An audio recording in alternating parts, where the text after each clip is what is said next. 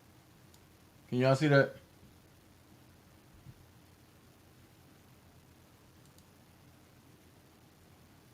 You see at the bottom right here, one of 244 pages.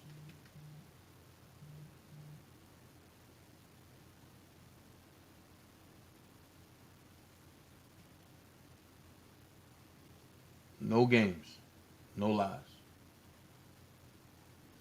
So I'm gonna get something to eat, and then I'm gonna come back, and I'm gonna attempt to read this starting at 6 o'clock, depending on what I got going on.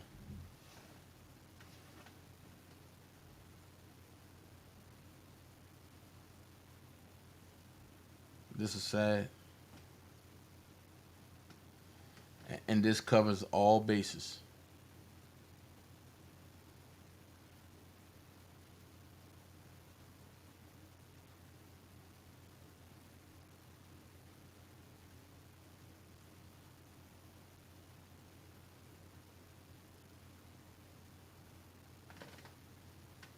No, this is Bonjean right here.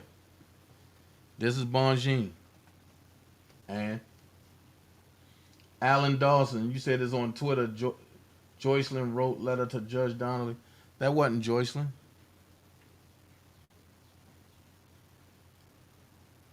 But everything's gonna be in here. We gonna see. We gonna see. We gonna see.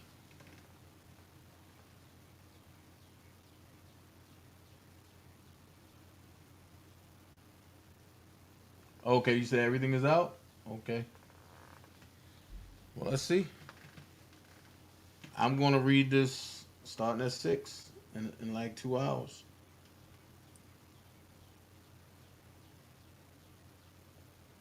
Okay. I'm gonna take your word for it, Alan. I'm gonna take your word.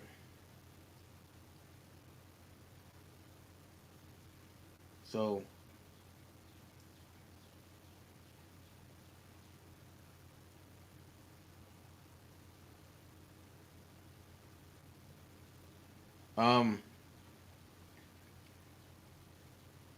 at 4:15, let's go over to my boy, my bro.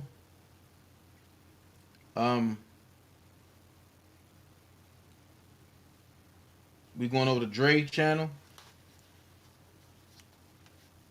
Hits Digital Radio. We gonna go over there. And I'm definitely gonna share out his joint. But I need to brace myself for 244 pages. You said Jason Meisner.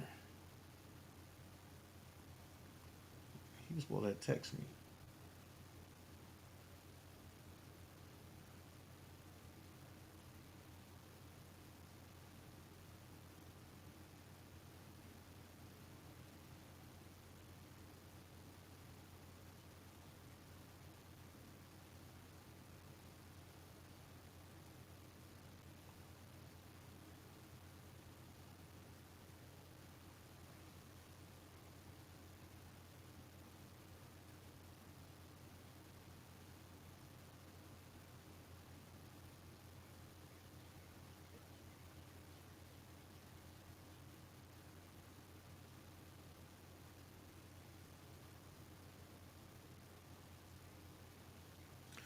Oh, so the government's still at their games, huh? Okay.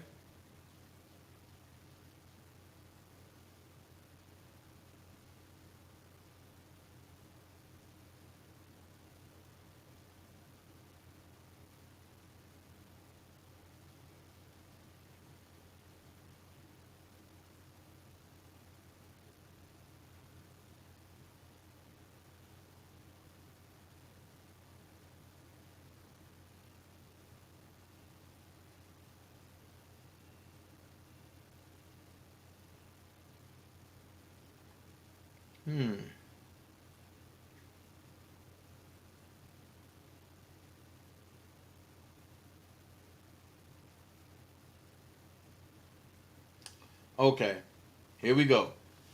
R. Kelly's lawyer says one of the victims from his trial, she doesn't say which one, which is Geronda, wrote him an unsolicited letter in April apologizing for her testimony and saying she was threatened. My hands were tied and they had me backed in a corner, the person allegedly wrote. That was Geronda.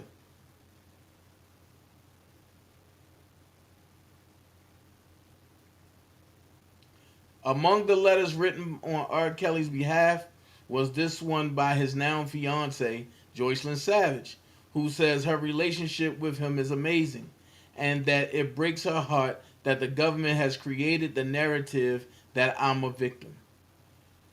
This should kill Tim Savage right now. Hold on, I'm going to read that. I'm going to read that. That's one.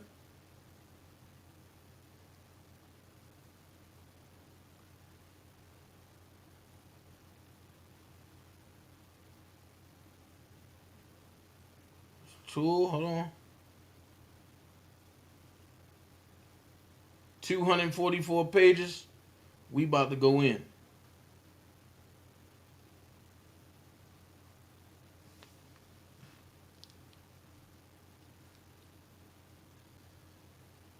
Because one thing I don't like is when people have things mixed up. I don't want to misconstrue the folks over here.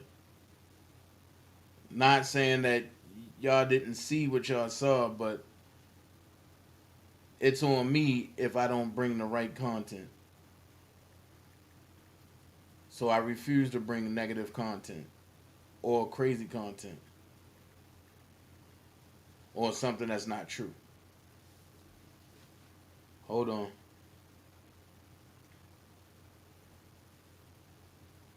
Oh boy. This is about to be crazy. Oh yeah.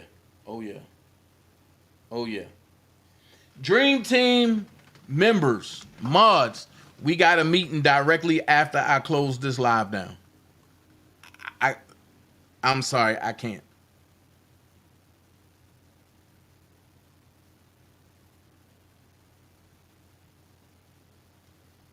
I can't.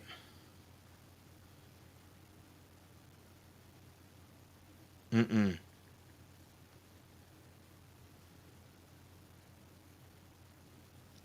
All right, hold on. Hold on.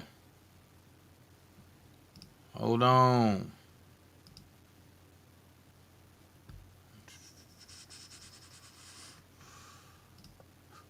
We're going to do this. That's one.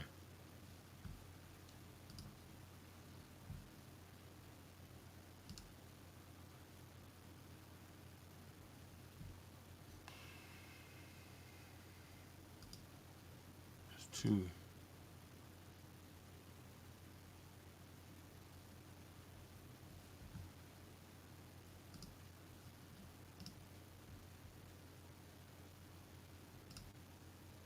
Three.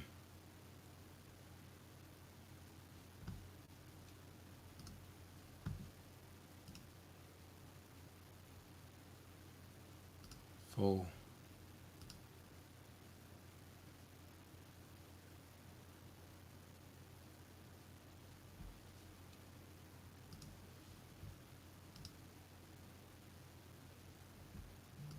Five.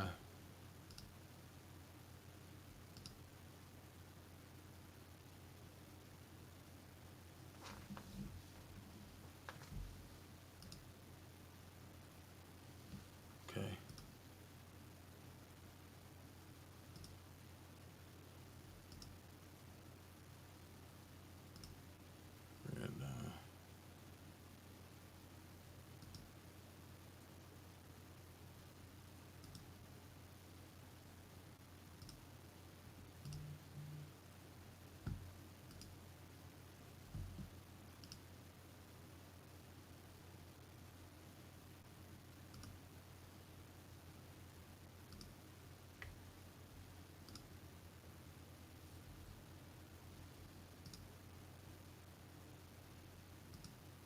All right, let's get into it.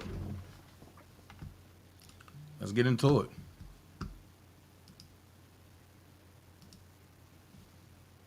Let's get into it. Lord, let me bring it the way I know I can bring it. This is hard. Let's go.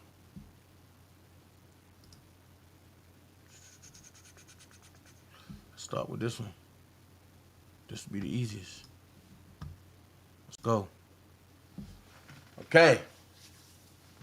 Here we go.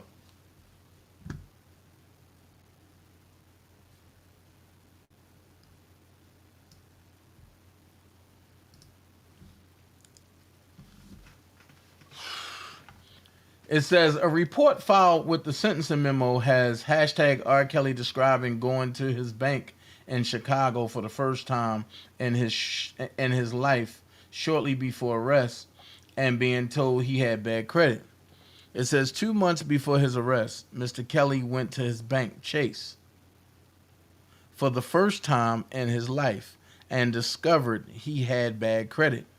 A woman named Rose was kind to him and told him he had multiple accounts but had only $300,000.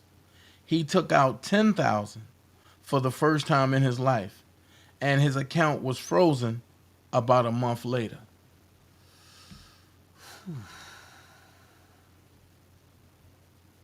Okay. That's one letter. Hold on, y'all.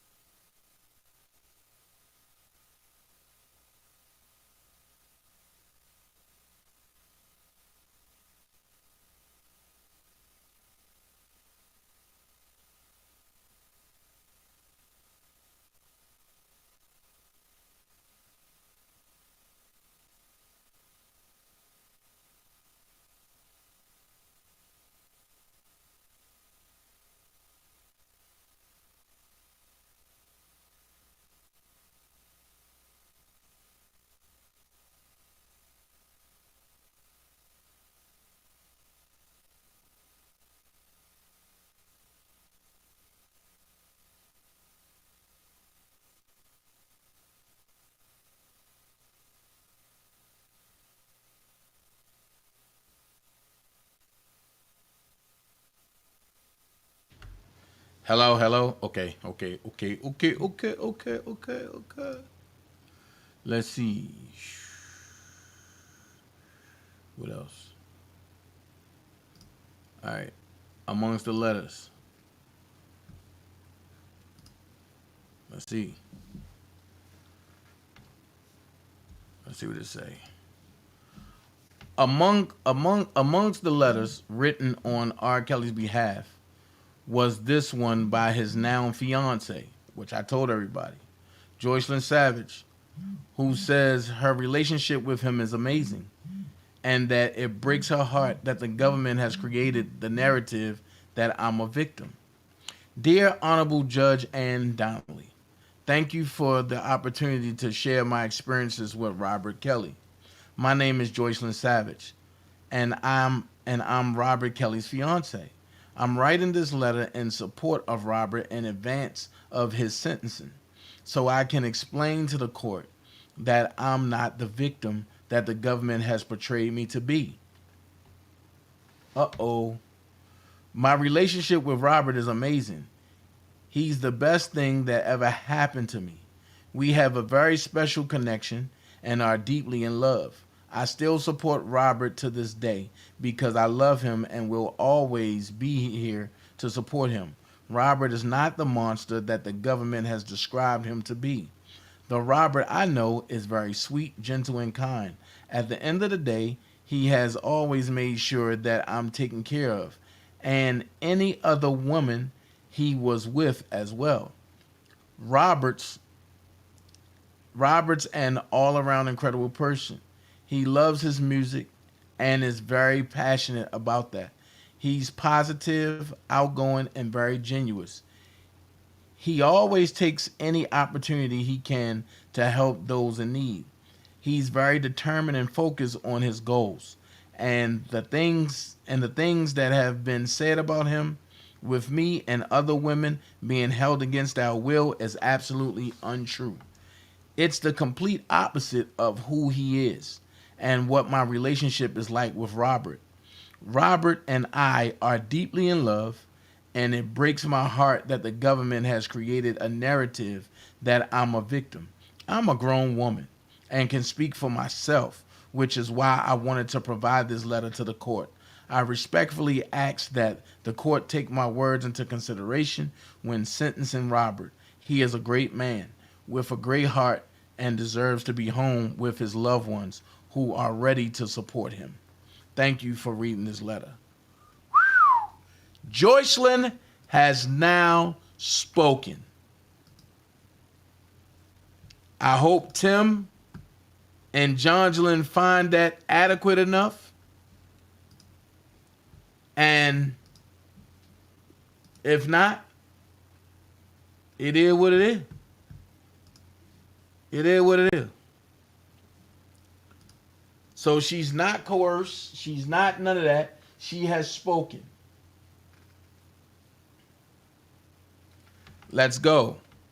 In response, prosecutors say the doctors who interviewed R. Kelly for the defense took his lies at face value and that they should be given little weight.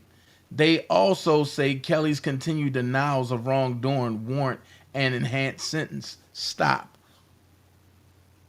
Who are you, prosecutors, to say that Robert is lying because y'all believe what the accusers are saying? If you wasn't there firsthand, you cannot put nothing like this. And I pray when I read this later on, it is not. No, I'm going to read the defense. I'm going to read the prosecutions and before I get off. I hope it's not in there. But this is a little excerpt. The defendant, of course, was not required to implicate himself in any of the charged conduct. And he could have simply denied his guilt and provided information about his childhood and upbringing to the mitigation specialist for the court's consideration at sentencing. But he went far beyond that when he made a series of false statements, which are contradicted by the trial evidence. To the extent the defendant's mitigation specialist relied on such statements, the court should afford their conclusions little weight. Indeed, any suggestion that the defendant has no sexual attraction or fantasies about children is belied by the trial evidence, witness statements, and other materials. And the fact that the victims, I'm not going to leave y'all on a cliffhanger like that. I'm not going to do that. So you know what I'm about to do? Everybody rev up your engines. We the dream team for a reason. Everybody rev up your engines. We about to go. We about to go. Okay. We about to go. Everybody rev up your engines. And we about to read this.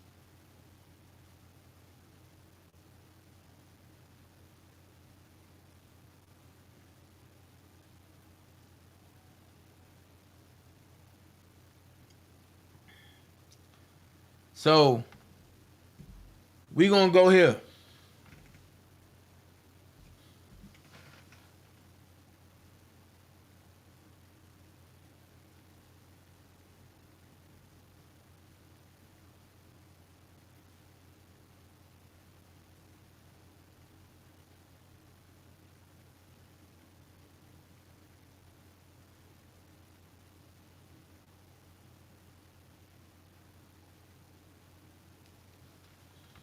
Everybody rev up your engines.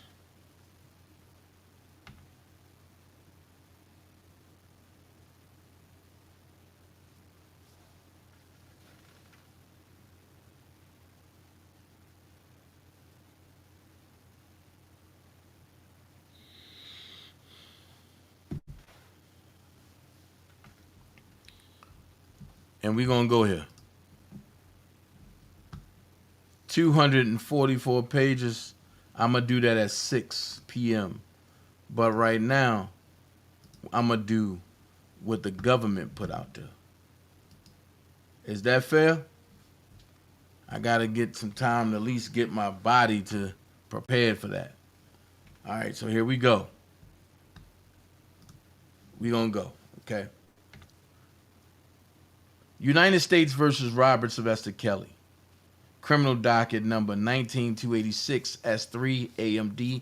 Dear Judge Donnelly. Let's go. The government writes in belief replied to the defendant's sentencing submission submitted under seal on June 13th, 2022. See ECF docket entry number 306.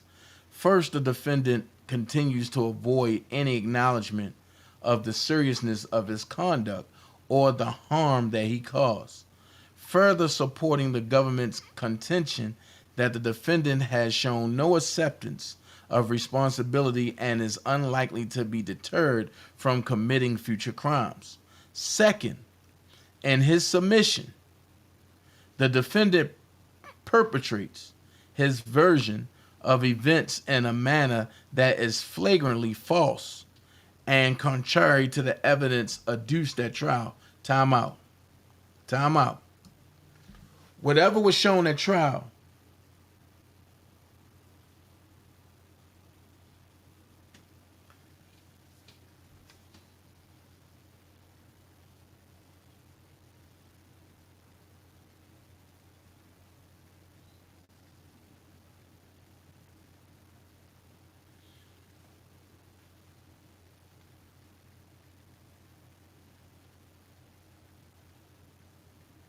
time out. You can't go by what was shown as far as AKA evidence because you don't know if that was lied on apart or what. So then you says during several voluntary interviews with Dr. Park Dietz and Dr. Renee Sorrentino, two doctors retained by the defendant who prepared mitigation reports for the court's consideration in connection. Jesus Christ, come on, man.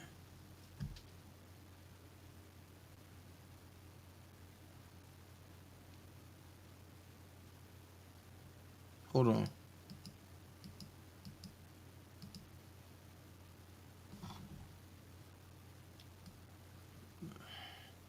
For the court's connection with sentencing, and knowing that his statements would be shared with the court and that his doctors would rely upon his statements in making mitigation arguments, the defendant repeatedly lied. Indeed, the reports prepared by Dr. Dietz and Dr. Sorrentino include a number of materially false statements by the defendant. For example, he falsely denied having sex with Aaliyah. Uh-oh. How do you know that he did, though? Let's break this down. How do you know that he had sex with Aaliyah? You wasn't there. He falsely stated that there was only one incident where he had a physical altercation with a woman, and that was with the woman who testified using the pseudonym Anna, and she initiated it. He falsely stated that the woman who testified using the pseudonym Jane did not tell the defendant her true age until years after she met him. He falsely stated that he found a woman named Diana Copeland, after she stole $150 from him and then left for 2 years. And falsely stated he never required employees to write a letter falsely confessing anything. Stop. How did he lie? Because you saying, look at example A at 21. You saying, look at example A at 20. You saying, i.e. Diana Copeland, ID example B at 10. That's their word against his. So you can't simply say that he's lying. That man know where he stuck his penis at. If he never had sex with Aaliyah, he never had sex with Aaliyah.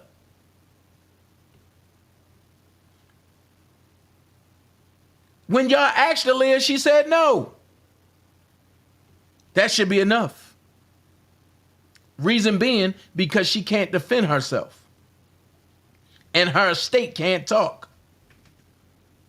So at the end of the day, what more do you want? Now, if I can rip into this, I know Bonji ain't gonna do it.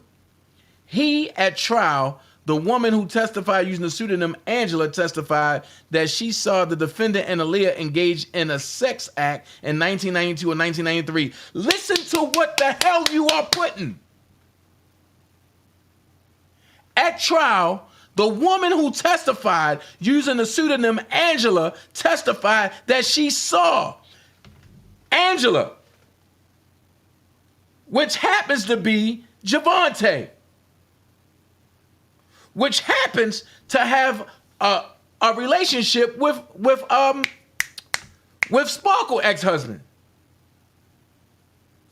Make this make sense. Make this make sense. This is an agenda. So because they didn't prove no evidence, because she said, oh, I saw. How did you see Javante when you was nothing but a backup dancer for Sparkle, not Aaliyah? Thank you, Alan. They don't have the correct dates.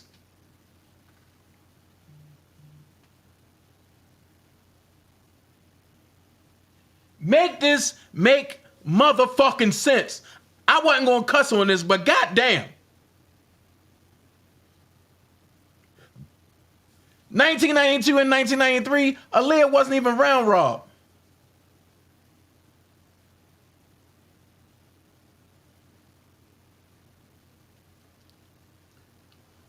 When Aaliyah was 13 and 14 years old,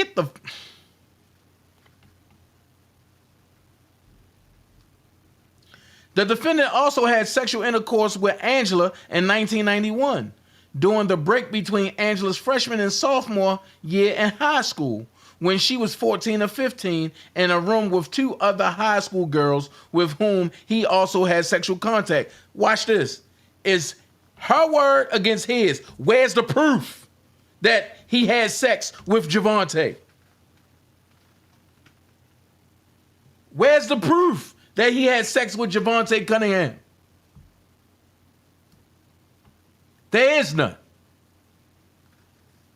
At trial, the woman who testified at trial using the pseudonyms Jane and Anna testified about extensive physical abuse that they each experienced and saw others experience.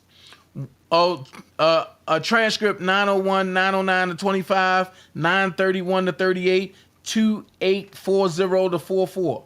One such example was captured on Government Exhibit 328A, a video that was produced as an exhibit at trial and upon which the defense mitigation specialist purportedly reviewed and relied. Facts. That means that she broke that down. At trial, Jane testified that in or about August 2015, a few months after she met the defendant, she told the defendant her true age. Watch this. Watch this. Y'all said that he lied, right? Okay. She met him in 2015, right? Y'all trying to say that she was underage, right? Let's go here. She met him in 2015. Check this out. Jane's testimony was supported by other evidence introduced at trial, including Government's Exhibit 475A and 476A, authorizing Juice's mother to serve as a guardian of Jane until she reached her 18th birthday. Moreover, the defendant's former assistant, Suzette Mayweather, testified that the defendant told her in or about October 2015, prior to Jane's 18th birthday, that Jane had previously told the defendant that she was in fact 17 years old. Watch this. When did Azriel meet Robert?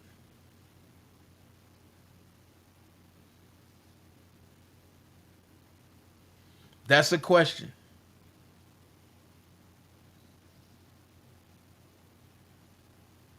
That's a question.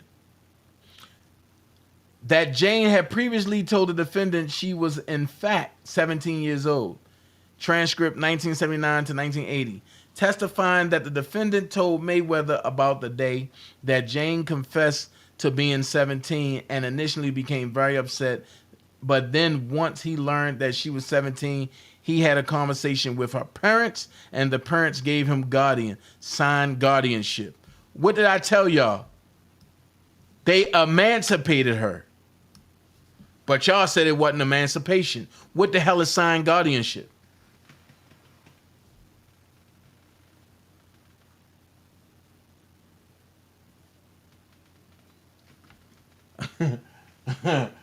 Bro said he was working on content, then he seen paperwork pop up. I'm just saying. At trial, the government introduced in evidence 3,500 material, DC-28, a letter that was recovered from the defendant's storage facility, in which Diana Copeland apologized for stealing from the defendant, claimed it took her 2 years to admit it, and commented that she ran away for 2 years. The right-hand corner on each page was signed by Copeland. Copeland testified that she recognized the letter and exhibit marked as 3500 DC-28 as one falsely stated, as one falsely stated that Anna introduced him to scat sex. The hell?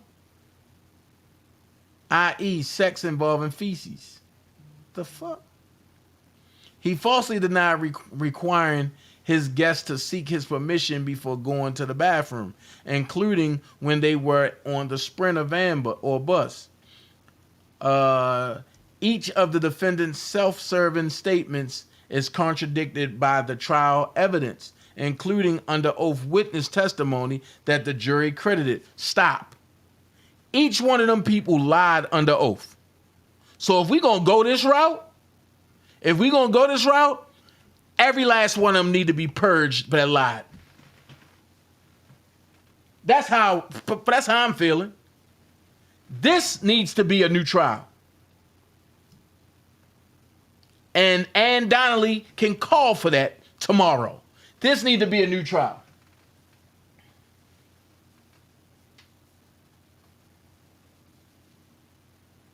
This is bullshit. More generally, the defendant responded to 14 allegations that supported the government's theory at trial that the defendant engaged in several forms of coercive control over his sexual partners, including Jane. The government relied heavily on this behavior in the government's sentencing submission, where it sought a sentence in excess of 25 years imprisonment. That's life. As a result of wildly misleading and sometimes outright false statements by the defendant, including the statements described above, the defendant's mitigation specialist questioned whether the characterization that the defendant exhibit behaviors known in the intimate partner violence literature as coercive control may be grossly distorted. Okay. The defendant, of course, was not required to implicate himself in any of the charged conduct, and he could have simply denied his guilt and provided information about his childhood and upbringing to the mitigation specialist for the court's consideration at sentencing. But he went far beyond that when he made a series of false statements, which are contradicted by the trial evidence. To the extent the defendant's mitigation specialist relied on such statements, the court should afford their conclusions little weight. Indeed, any suggestion that the defendant has no sexual attraction or fantasies about children is belied by the trial evidence, witness statements, and other materials. and the fact that the victims that the defendant told her to write because his attorneys had told him to do so, and that she had never, in fact, stolen from him. Oh, come on, man. That Lisa Van Allen bullshit. At trial, Anna testified that the defendant directed her to make a video being seductive with bodily fluids and that she did not want to be doing so. On cross-examination, Anna denied any knowledge about scat sex, notably having never reviewed relevant portions of the trial transcript or closely reviewed the facts section of the government's response to the defendant's motion for judgment or acquittal, which included a detailed summary of the trial evidence with transcript and exhibit citations. The doctors appeared to have simply accepted the defendant's version of events at face value. Several witnesses testified that the defendant required his female guests to obtain his permission before they got off the bus or sprinter van to use the bathroom. This occurred even when the bus or sprinter van was not traveling on the road for events or performances. Suzette Mayweather testified that the defendant became enraged when he learned that she had allowed Dominique off the bus without his permission. For example, Geronda testified at trial that during sexual encounters with the defendant when she was 16, he wanted her to put her hair up in pigtails and dress like a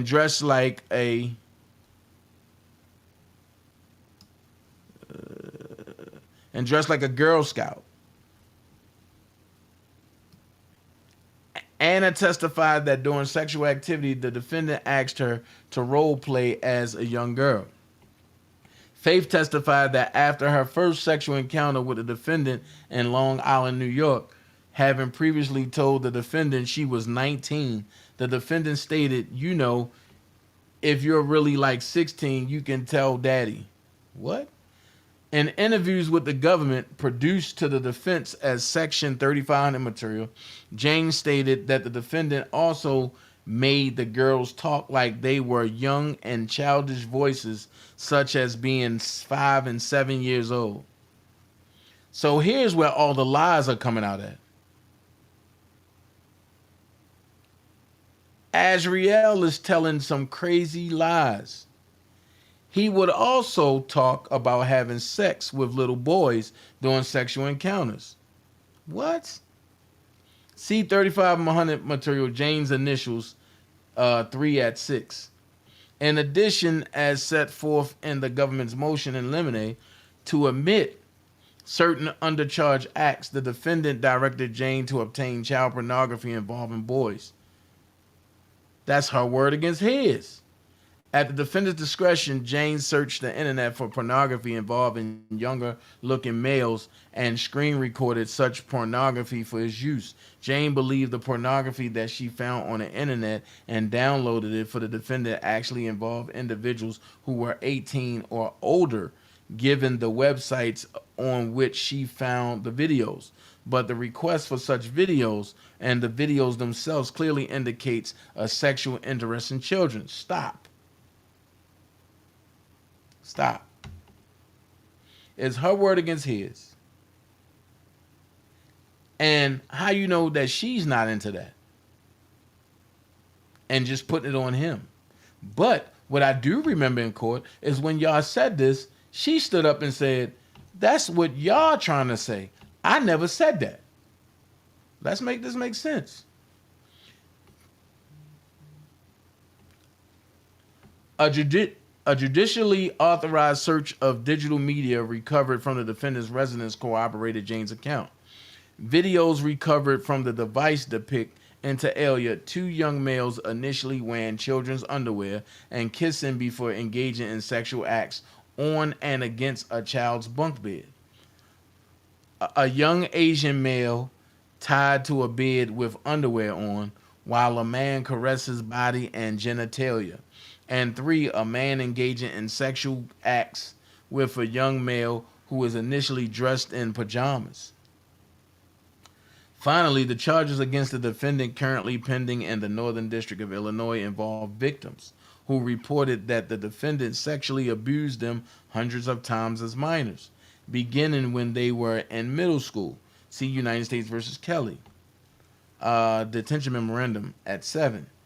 And 2 of the videos at issue in that case, the defendant and the minor involved in the filmed sexual encounter with him repeatedly referred to the minor and her body parts as being 14 years old. Wait a minute. I thought that was in the New York case. That wasn't in the Chicago case. I didn't read that. I read it in the New York case. And that was Geronda that said that.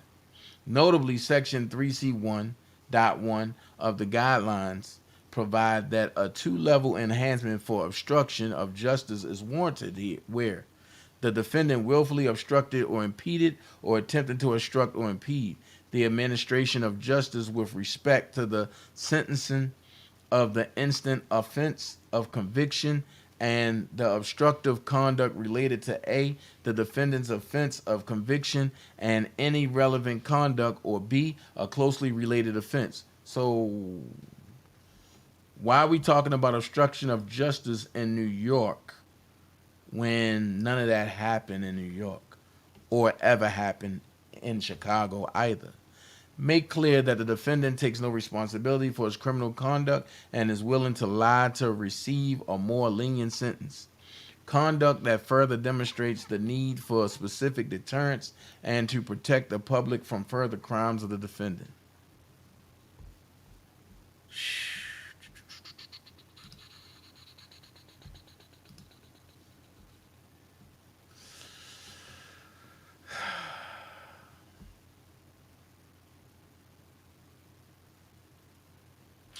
I'm going to read some of y'all comments before I get up out of here.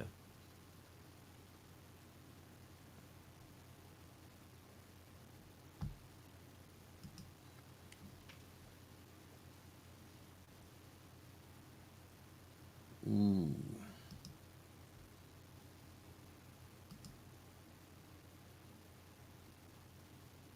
He wasn't in trial for her. Mm-hmm. No problem using that.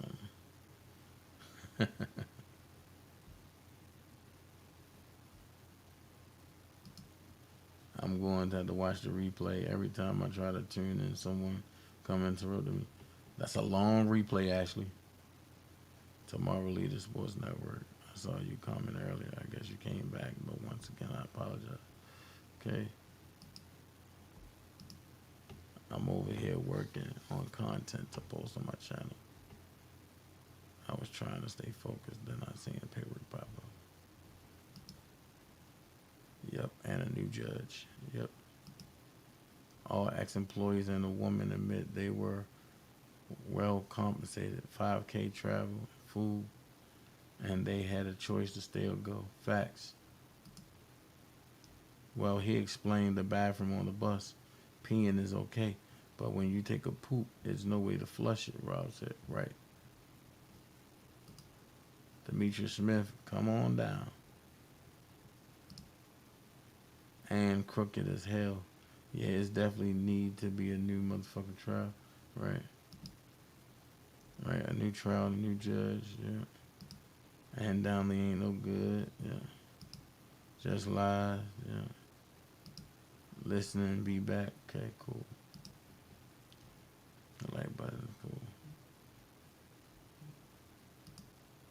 Sadie Purse on you, yeah. Lies like a motherfucker, yeah.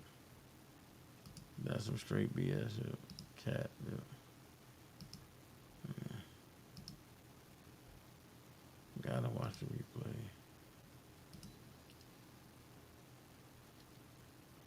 Oh. How you feeling, Georgia girl? Glad you're here. I wonder, is Alice under order not to speak by the federal government because of those text messages? That's a great question, Stephanie. That's a great question. I don't know. But look, I'm about to get up out of here. I'll be back at 6. I ain't gonna front. I gotta look at some things. I need some things to happen. Dream Team. We're gonna have a meeting directly after this. I'm gonna put the link in the Dream Team chat. All right.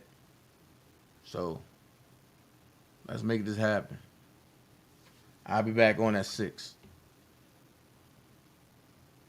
Hey, Dietrich. So, y'all know sentencing tomorrow, so I'm trying to make some things shake. All right? Get up out of here. I'll see y'all at 6. Okay? Peace. Swimming in you. Hey, little mama, said I wanna take